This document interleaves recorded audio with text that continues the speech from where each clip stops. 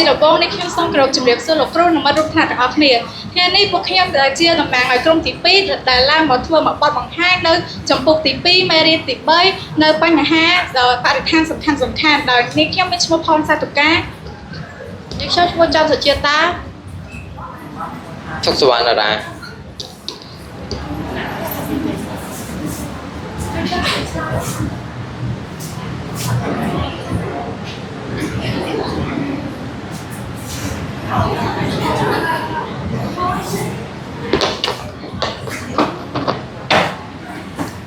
ជាដំបូងខ្ញុំនិយាយពីមូលហេតុចម្បងនៃការកំណើនកម្ដៅលើផែនដីការកើនឡើងកម្ដៅលើផែនដីគឺបណ្ដាលមកពីការកើនឡើងនៃឧស្ម័នផ្ទះកញ្ចក់នៅក្នុងបរិយាកាសដែលបណ្ដាលមកពីសកម្មភាពមនុស្សដូចជាការដុតឥន្ធនៈផូស៊ីលធ្យូងថ្មព្រៃនិងការបំផ្លាញព្រៃឈើបំផ្លាញព្រៃឈើនេះគឺជារូបភាពដែល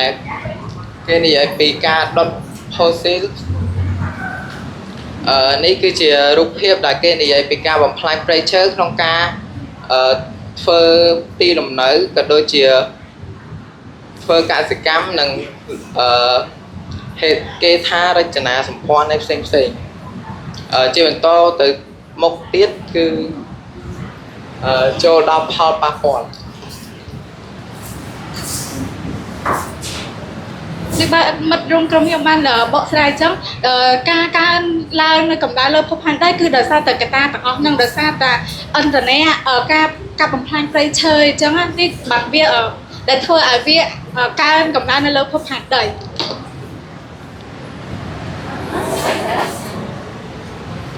ហើយ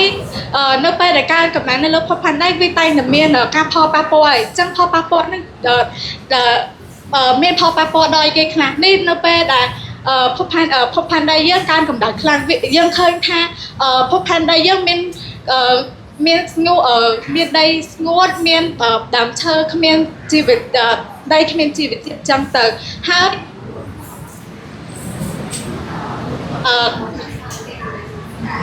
ហើយក៏ប៉ះពាល់ទៅដល់ការកើនកម្ដៅកើននៅទឹកសមុទ្រនៅពេលដែលកើនកម្ដៅនៅលើភពផែនដីមានការផ្លាស់ប្ដូរយ៉ាងខ្លាំងដល់ប្រព័ន្ធអេកូឡូស៊ីនិងជីវិតនៅលើភពផែនដីការពេលដែលកើនកម្ដៅខ្លាំងផ្ទាំងតកប៉ូលនោះវារលាយហើយធ្វើឲ្យទឹកសមុទ្រនោះវាកើនឡើងខ្លាំងធ្វើឲ្យមានការគម្រាមកំហែងនិងមានការគម្រាមកំហែងដល់តំបន់ឆ្នេរការប្រែប្រួលអាកាសធាតុខ្លាំងបង្កឲ្យមានគ្រោះថ្នាក់រាលស្ងួតនិងទឹកញឹកញាប់និងមានកម្លាំងខ្លាំងជាងមុននេះគឺជារូបភាពនៃគ្រោះរាលស្ងួតដោយកសិកររបស់យើងធ្វើស្រែចម្ការដោយដីគ្មានជីវជាតិល្អនិងមិនទទួលបានផលបានទិន្នផលល្អហើយនេះគឺជាយកពីក្រោយការគ្រោះរាលស្ងួតដល់បំផ្លិចបំផ្លាញនៅតំបន់ផ្សេងដូចជាមានការឆេះព្រៃជាដើម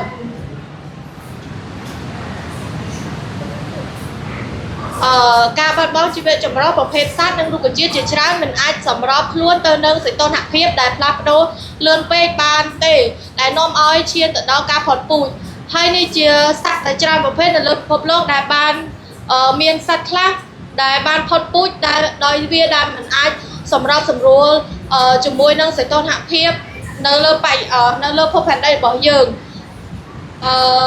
ជាចុងបញ្ចប់ខ្ញុំក៏សូមអរគុណដល់មិត្តរួមថ្នាក់និងលោកគ្រូដែលបានស្ដាប់ក្រុមទី2របស់ពួកខ្ញុំបកស្រាយសូមអរគុណ